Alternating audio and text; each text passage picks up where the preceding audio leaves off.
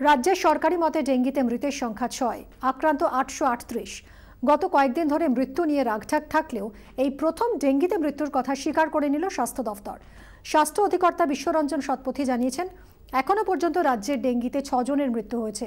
মৃত 6 জনই দমদম এবং বিধাননগর পুর এলাকার বাসিন্দা। গত বছরের তুলনায় এবার আক্রান্তের সংখ্যাটাও অনেকটাই বেশি। তবে মথুরাপুরের জ্যোতি বৈরাগী এবং তিলজলার আরফা খাতুনের মৃত্যুর কারণ ডেঙ্গি বলে মানতে নারাজ স্বাস্থ্যকর্তারা। রাজ্যে ডেঙ্গিতে মৃতের সংখ্যা বেড়ে হলো 9। মঙ্গলবার সন্ধ্যায় ইকবালপুরের বেসরকারি হাসপাতালে মৃত্যু হয়েছে হাওড়ার বাসিন্দা এক যুবকের। মৃতের নাম ফাহিম আহমেদ। হাওড়ার একটি বেসরকারি হাসপাতাল থেকে সোমবার কলকাতায় রেফার করা হয় তাকে। অ্যালাইজা পদ্ধতিতে NS1 পরীক্ষায় ডেঙ্গি ধরা পড়েছিল ফাহিমের। প্লেটলেট কাউন্ট নেমে গিয়েছিল 18,000-এ। তবে ফাহিম আহমেদের মৃত্যুর কারণ ডেঙ্গি বলে মানতে নারাজ স্বাস্থ্য দফতর। শুধু হাওড়া নয়, জ্বরে কাবু কলকাতাও। রোগীর চাপে হিমশিম অবস্থা বেলেঘাটা ID হাসপাতালের চিকিৎসকদের। গত 8 ঘন্টায় জ্বরে আক্রান্ত হয়ে 110 জন রোগী ভর্তি হয়েছেন ID হাসপাতালে। এই জ্বর ডেঙ্গি কিনা জানতে সকলের রক্ত পরীক্ষার সিদ্ধান্ত নিয়েছে হাসপাতাল।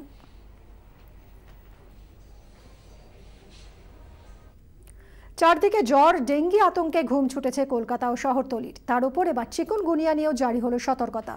স্বাস্থ্য দফতরের বিশেষ নজরে স্কুলগুলি। জারি হচ্ছে নির্দেশিকা, নিয়ম কানুন। কিন্তু কাজে আসছে কতটা? শুধু সল্টলেক জোড়া মৃত্যুও কি বদলাতে পেরেছে স্কুলগুলোর ছবি?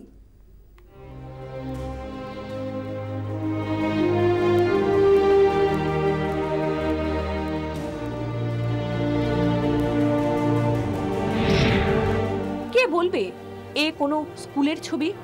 পড়ুয়ারা আসছেন, পড়ছেন, এই কি শিখছেন তারা? অপরিচ্ছন্নতা। রোগের ডিপো হয়ে উঠেছে স্কুলগুলি। কোনো নাম পরিচয়হীন গ্রামগঞ্জ নয়, এ ছবি খোদ সল্টলেকের। সেই সল্টলেক যেখানে ভারতীয় বিদ্যাভবনের প্রাথমিক বিভাগের 2 খুদেকে ইতিমধ্যে প্রাণ খোয়াতে হয়েছে ডেঙ্গির থাবায়। এই যদি স্কুলের হাল হয়, কি বা বলার থাকে? রীতিমতো প্রাণ হাতে করে পড়াশোনা। স্কুল তো নয়, যেন আস্তাকুর। এমন বেহাল দশার পরও অবশ্য দায় নিতে নারাজ স্কুল কর্তৃপক্ষ। তোলাবাজির দায় স্থানীয় কাউন্সিলর অনিন্দ চট্টোপাধ্যায় এখন জেলে। আর দেখা গেল এই অপরিচ্ছন্নতার দায় দায়িত্ব স্কুল কিন্তু ঠারে ঠোরে তার উপরেই চাপিয়ে দিতে ব্যস্ত।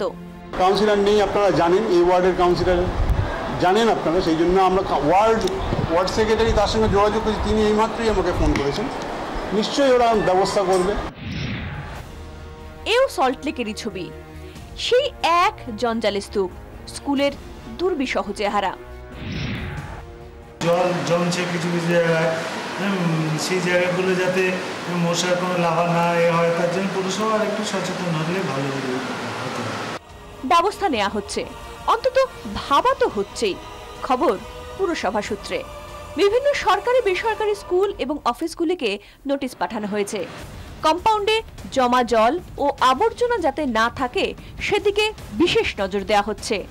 নির্দেশ না মানা হলে আইনানুগ কড়া ব্যবস্থা নেওয়ার সিদ্ধান্ত নিয়েছে বিধাননগর পুরসভা।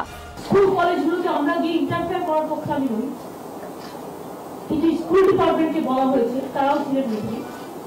প্রত্যেকটা স্কুলকে অ্যাডভাইজারি যাবে, তারা স্কুল কলেজগুলো পরিষ্কার রাখবে। ইতিমধ্যেই স্বাস্থ্য দপ্তরের পক্ষ থেকে জারি করা হয়েছে কড়া নির্দেশাবলী। টার্গেট ডেঙ্গি, চিকুনগুনিয়া প্রতিরোধ। নজর স্কুলের দিকে। এর মধ্যে রয়েছে স্কুলের শুরুতেই প্রার্থনার সময় ডেঙ্গি প্রতিরোধ নিয়ে বিস্তারিত আলোচনা করতে হবে।